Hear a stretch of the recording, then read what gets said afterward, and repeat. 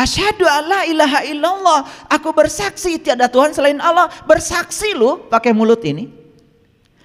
Lalu menyaksikannya kapan? Pernah nanya gitu? Yang waras pasti nanya. Tetapi yang buta, yang hanya ngikutin apa kata orang, gak pernah nanya. Orang baca gitu ngikut aja. Itu yang namanya taklid itu. Karena tidak menggunakan pikiran warasnya, pikiran kritisnya. Kan harusnya nanya, kenapa Sayyidina Umar membaca kalimat yang sama dengan kita? Asyhadu alla ilaha illallah wa asyhadu anna Muhammadar Rasulullah. Menangis, bergetar, bahkan sujud di depan Rasul. Ya Rasulullah, semua hartaku aku serahkan padamu semuanya. Lalu untukmu apa Umar? Hasbi Allah, hasbi Allah. Cukuplah Allah bagiku. Kapan seseorang mengatakan cukup Allah bagi dirinya? Kapan? Kalau dia sudah menyatu, merasakan penyatuan dengan Allah. Kalian juga suka baca kalimat itu habis sholat. Hasbi Allah, hasbi Allah. Gak ada air mata, gak ada getaran, gak ada energi. Karena kalian cuma mengutakkan kalimat yang diulang-ulang oleh orang lain, tapi tidak mengalami pengalaman spiritualnya. Hanya learning to know, tapi tidak learning to do. Tidak menjadi Umar, hanya menceritakan Umar dulu pernah begitu. Tidak menjadi Musa, hanya menceritakan dulu Musa pernah begitu. Tidak menjadi Ibrahim, hanya cerita kalau Ibrahim pernah begitu. Apa hasilnya kalau kita cuma cerita? Tetapi kita tidak menjadi. Agama itu bukan learning to know, learning to do, supaya learning to be, supaya Anda menjadi. Nah, kemarin dalam sesi buka mata kalbu, saya katakan, mau jadi Ashabul Kahfi atau mau cerita Ashabul Kahfi? Saya kasih pilihan. Saya mau jadi Ashabul Kahfi, itu learning to be. Anda akan mengalami apa yang dialami Ashabul Kahfi. Tapi kalau mau cerita Ashabul Kahfi, udah gak usah belajar sama saya, karena saya gak pandai cerita. Karena apapun yang diceritakan akan menjadi jauh dari kenyataan. Ulangi, apapun kalau sudah diceritakan, dijelaskan, menjadi semakin jauh dari kenyataan.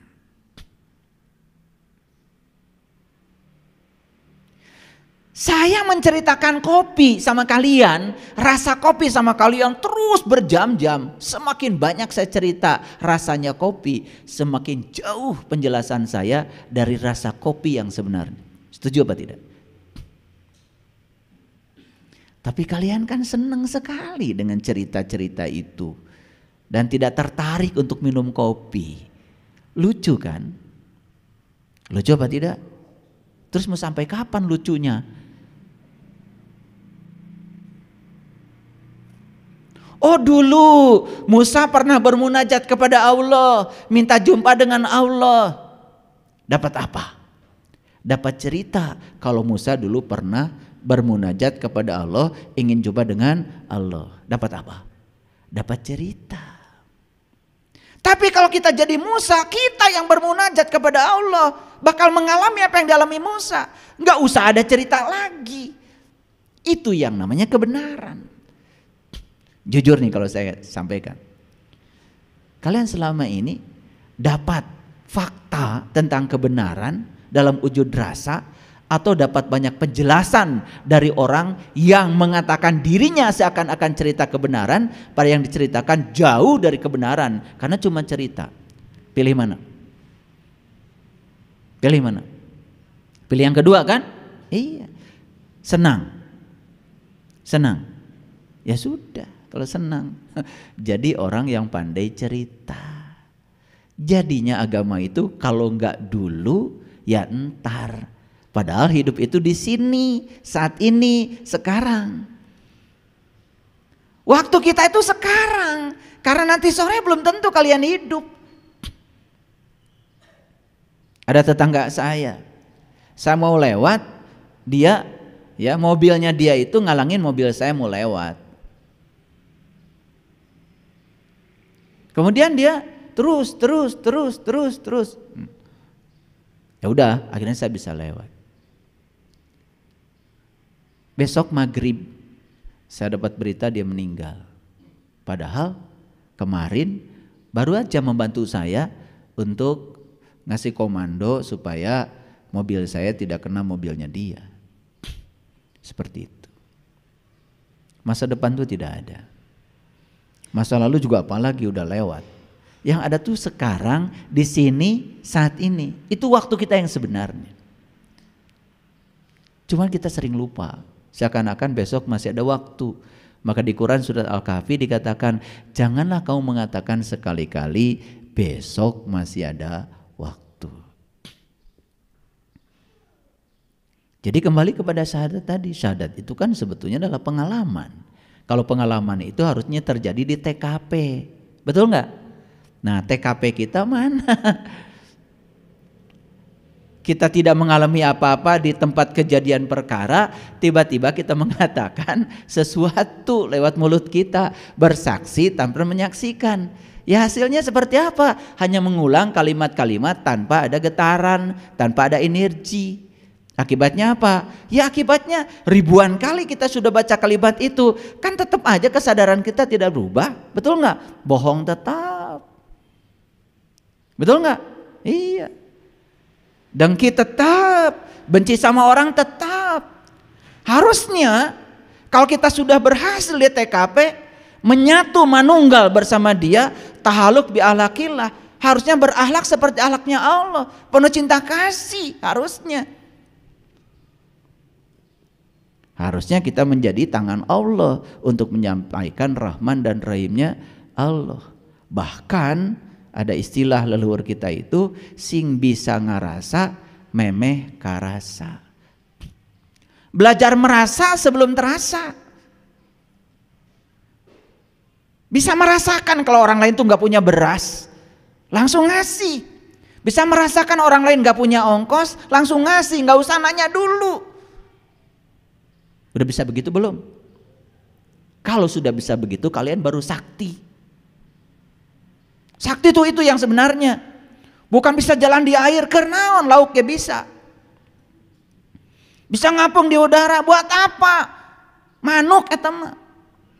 Kesaktian manusia itu kalau kita sudah bisa merasa sebelum terasa. Merasakan penderitaan orang lain belum cerita, langsung kita bantu. Itu yang keren, itu yang sakti.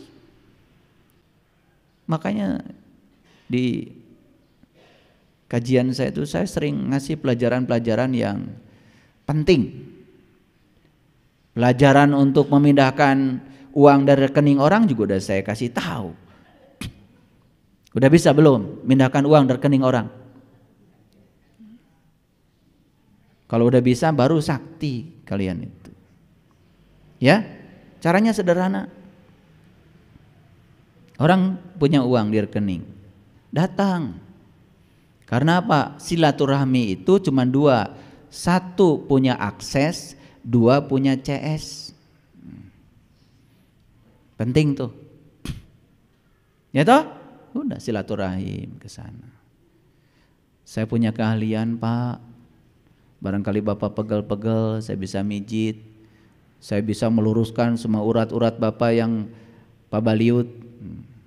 Oh, bisa? Biasa, Pak. Ayo tuh kita buktikan. Udah, pijit. Maaf ya, nggak punya uang cash. Berapa nomor rekening kamu?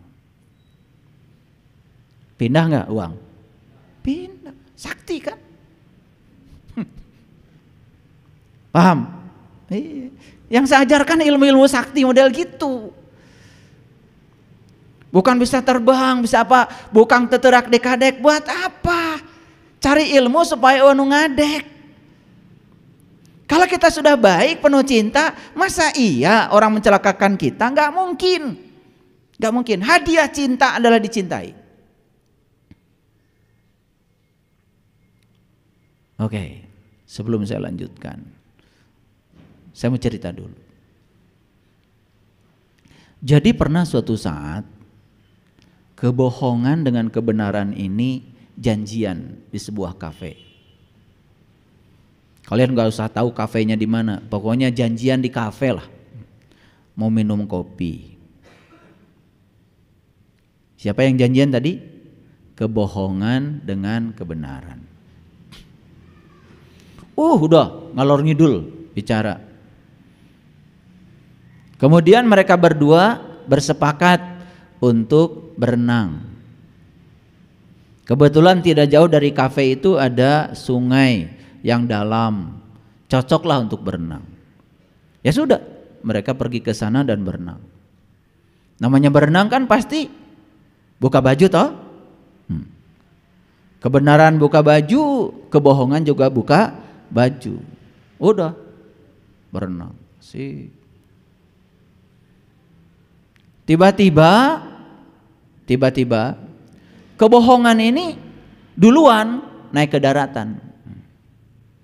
Jadi si kebenaran masih berenang, kebohongan udah naik. Rupanya begitu naik karena buru-buru entah mau kemana nih si kebohongan ini, dia lupa pakai baju punya kebenaran. Ketukar bajunya. Ya otomatis kan si kebenaran bingung mau naik karena bajunya sudah nggak ada. Yang ada cuman baju punya kebohongan. Dan si kebenaran gak mau pakai baju punya kebohongan. Maka sampai sekarang kebenaran tuh belum pulang-pulang. Masih telanjang, masih berenang di sana di sungai. Kalian gak usah tanya sama saya sungainya di mana. Tetapi si kebohongan ini sudah kadong pakai baju kebenaran. Dan dia sekarang kemana-mana jalan-jalan. Masih pencerahan. Ngerti maksud saya ceritain? Ya, udah kalau ngerti udah nggak usah diteruskan. Makanya judul hari ini dimulai dengan cerita itu. Kebohongan setengah kebenaran. Kalau si kebohongan itu masih pakai baju kebohongan, saya kira tidak bahaya karena nggak akan ada yang percaya. Betul. Ini bahayanya si kebohongan ini sudah kadong pakai baju kebenaran. Dan dia cerita kemana-mana seakan-akan dia itu sedang menyampaikan kebenaran. Padahal bohong. Syahadat aja belum ngerti. Baru bisa baca. Dia juga belum pernah ke TKP. Cuman pernah baca buku aja. Mungkin kali pernah ikut pesantren kilat. Tapi sudah mulai ngajar di mana-mana. Ini yang berbahaya. Makanya tidak ada kegelapan segelap kebohongan setengah kebenaran.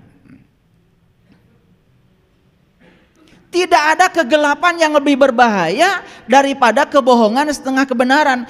Kalau kebohongan pakai baju kebohongan, jelas gampang menolaknya dan kita tidak percaya. Tapi ketika kebohongan sudah pakai baju kebenaran, dan cerita di mana-mana seakan-akan tuh kebenaran, bahkan diulang-ulang. Bahayanya kebohongan kalau diulang-ulang lama-kelamaan bisa dianggap kebenaran. Dan itu jadi paradigma. Bahasa kerennya paradigma. Itu jadi paradigma. Jadi seakan-akan itu sudah kebenaran. Itu yang berbahaya. Cerita, contohlah sederhana aja. Cerita kiamat, hancurnya alam semesta, itu sudah bukan lagi cerita biasa. Itu sudah menjadi keyakinan. Padahal tidak ada dalam kamus bahasa Arab kiamat artinya hancur. Kiamat itu artinya bangkit. Makanya qiyamul lail kan bangkit tengah malam. Sekarang bangkit dengan hancur, itu dua kalimat yang berbeda. Loh kenapa setiap orang sekarang memahami kiamat selalu saja hancurnya alam semesta? Pernah belajar astronomi enggak? Saya mau nanya, yang namanya alam semesta yang dibayangkan oleh kita tuh apa sih? Galaksi Bima Sakti nih, galaksi Bima Sakti. Yang kayak galaksi ini itu miliaran jumlahnya. Belum terdeteksi sampai sekarang. Planet yang kayak bumi di galaksi Bima Sakti itu jumlahnya sekitar 250 miliar buah yang kayak bumi ini. Terus bumi kapan sih datangnya? Bumi ini pendatang baru.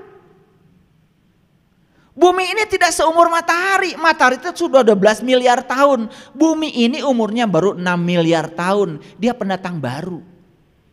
Dan suatu saat bumi juga bisa hilang. Hanya debu kecil yang terapung-apung di semesta raya yang besar ini. Terus kalau kiamat hancurnya alam semesta, yang mana yang hancur? Saya pengen nanya. Karena tidak ada kata-kata Allah Maha Penghancur. Yang ada cuman Allah Maha Pencipta.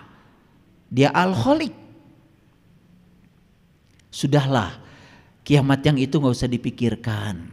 Karena Nabi Muhammad bilang kiamat sudah dekat. Jadi kiamat itu sudah dekat. Sedekat apa kiamat dengan kita? Dekat banget. Karena yang memutuskan kita mau kiamatnya kapan, ya kita sendiri. Karena kiamat artinya bangkit. Bangkit dari ketidaksadaran, itu kiamat. Bangkit dari lupa, itu namanya kiamat. Bangkit dari kematian, itu namanya kiamat. Kematian apa? Bukan kematian yang sesungguhnya. Kita hidup tetapi seperti orang mati, tidak punya kesadaran. Yuk kita bangkit sekarang. Itu kiamat yang harus kita alami. Kalau kiamat yang itu bahwa bumi akan hancur, yes, saya percaya. Karena bumi juga tidak abadi. Tetapi siapa tahu bumi hancur kita sudah pindah ke tempat lain. Betul nggak? Kan tidak ada yang tidak mungkin.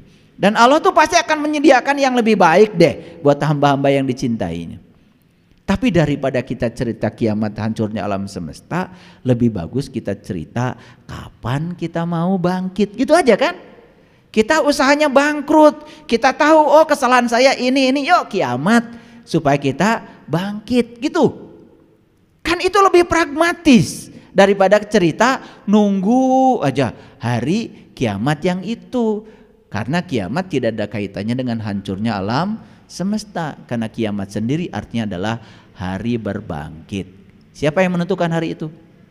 Ya kita sendiri mau kapan. Sederhana kok. Maka Rasulullah mengatakan kiamat sudah dekat.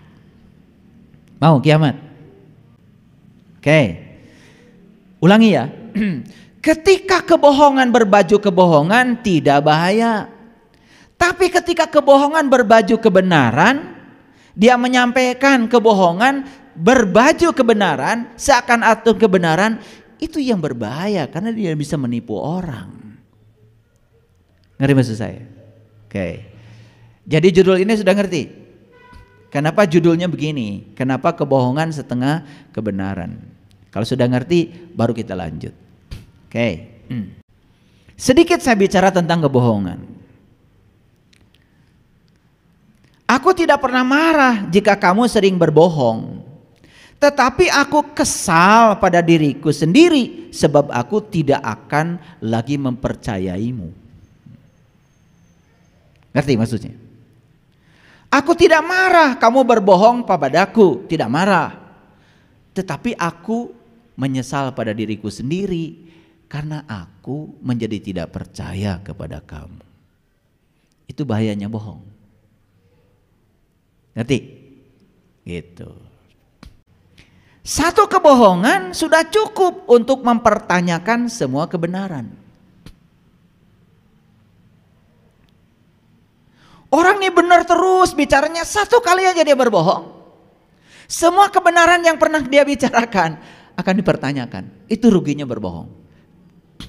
Sebuah kata-kata yang jujur, kata-kata jujur yang mungkin menyakiti untuk sementara lebih baik daripada sebuah kebohongan yang nantinya akan menyakiti seumur hidup. Jadi saya mau nanya dulu sebelum saya lanjutkan kajian ini. Mau nggak mendengarkan saya jujur? Tetapi menyakiti untuk sementara waktu. Daripada saya berkata bohong, walaupun kelihatannya enak sekarang, padahal akan menyakiti seumur hidup. Jadi saya tanya dulu, mau saya jujur atau bohong? Nah, pasti kalau ditanya jawabannya itu. Tapi nggak apa-apa kan sakit sementara waktu, daripada sakit seumur hidup. Betul nggak? Kalian dengar cerita ada 2 malaikat Munkar dan Nakir yang akan menanyain di kubur. Sampai sekarang kan sudah jadi cerita umum. Pokoknya kalau orang mati akan ditanyai 2 malaikat di dalam kubur. Percaya? Maaf kalau saya dari dulu dari kecil udah mikir, masa iya orang mati ditanya-tanya, nggak ada kerjaan malaikat. Lagi hidup aja belum tentu bisa jawab, apalagi sudah mati. Kemudian pakai gegendir kan? Iya, kalau tidak bisa jawab, wah jadi mengerikan soal kematian itu. Padahal mati itu sekarang kita udah ngalamin. Siapa yang belum merasakan mati?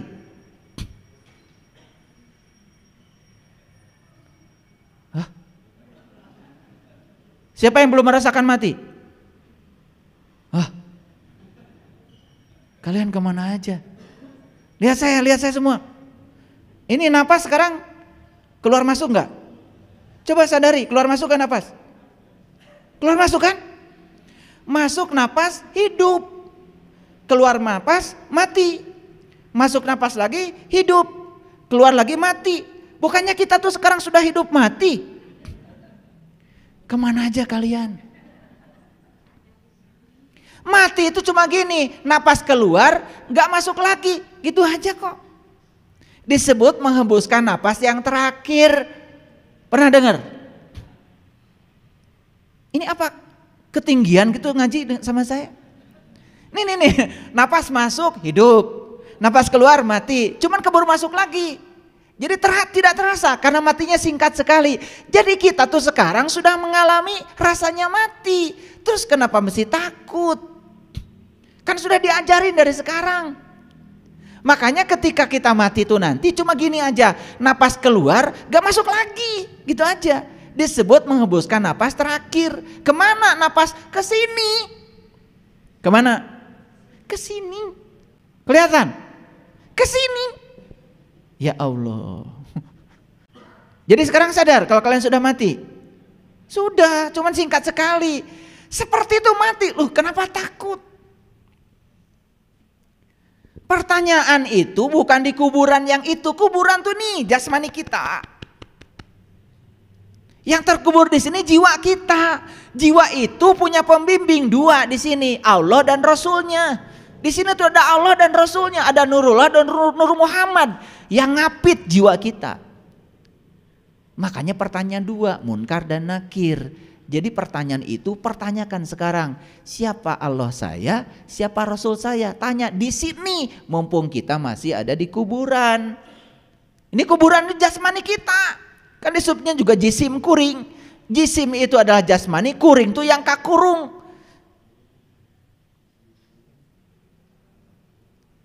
Kalian tuh kalau ngomong asal aja. Sim kuring. Sim kuring itu jadi jisim kuring. Jisim itu jasad, kuring itu yang kakurung. Siapa? Jiwa kita. Nah jiwa itu supaya tidak merana, pertemukan dia dengan Allah dan Rasulnya. Jawab 2 malaikat, Munkar dan Nakir. Sekarang di sini. Makanya keluarlah Quran yang mengatakan waman kana fi hadihi a'ma wa huwa fil akhirati a'ma wa adallu sabila. Siapa yang jumpa Tuhan di dunia, maka dia akan jumpa Tuhan di akhirat.